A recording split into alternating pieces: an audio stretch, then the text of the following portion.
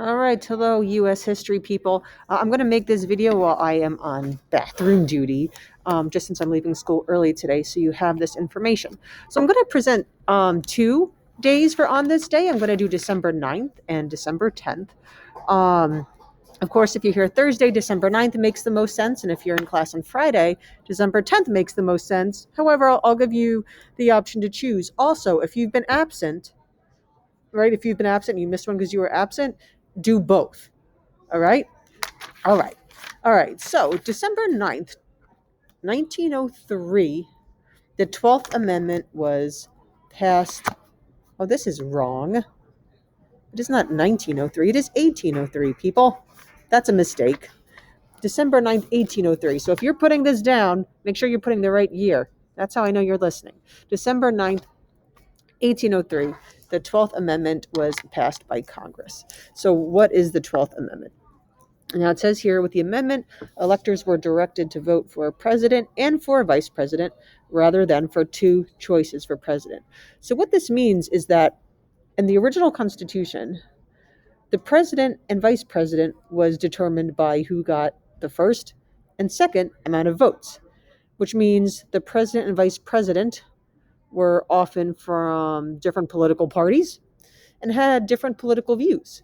And you can understand how that might not have made a great team, right? Can you imagine if Trump was Biden's vice president? If Hillary Clinton was Trump's vice president, right? I don't know how well that would have worked. There's some examples maybe it could have worked. I could see McCain being Obama's vice president possibly, but it probably wouldn't always have worked. So this changed that so that they could run as a ticket or on a team, so to speak. So although this was passed by Congress, you know that it doesn't become an official amendment yet. It has to get approval by a certain amount of states. And that happened by mid-June of 1804. So what this did is it replaced the procedural way of doing things that was in Article 2. Article 2 is all about the presidency, all about the executive branch, Section 1, Clause 3. And it changed as a result of the 1796 and 1800 elections. They saw how things were going, and they're like, maybe we should make a change here. There are a few other elements of this amendment, but that's the main part.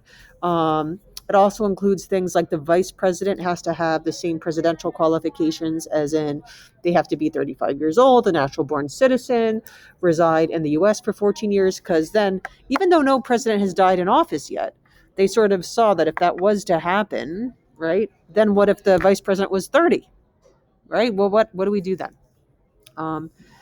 It also said that the electors of them could not be from the same state.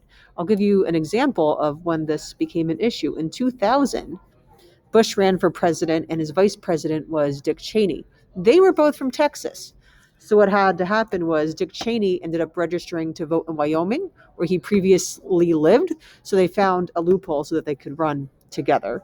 All right, so see if you can connect this to things we've already learned about in class, and see what STEM value you could connect it to. Persistence, empathy, reflection, collaboration. Ooh, I definitely see some reflection here. All right. So now moving on to December 10th. This is 1898. This is sort of the end of what we learned this year as well.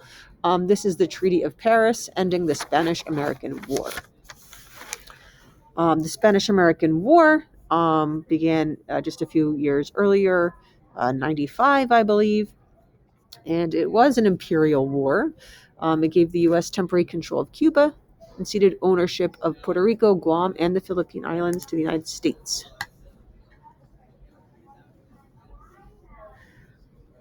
Right, thinking of what you can connect this to previously learned lessons.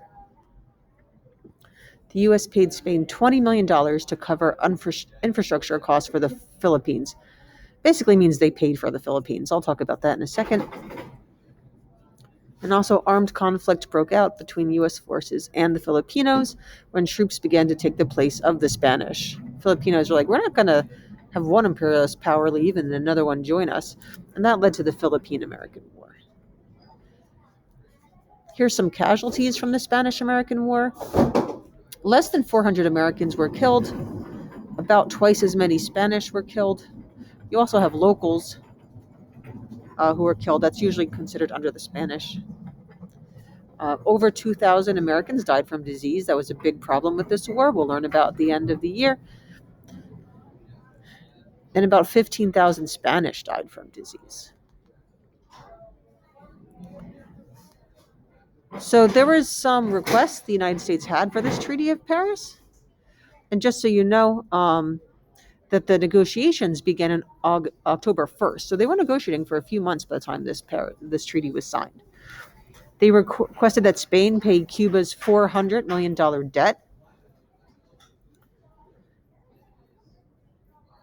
The Philippines was basically sold to the U.S., as I mentioned, for $20 million. And like I mentioned, gave them Puerto Rico and Guam. Now, with the Philippines, Spain still wanted to keep Manila as a good location, but the U.S. refused that. Now, the ratification of this treaty had to later happen to the U.S. by the Congress, and it was hotly contested.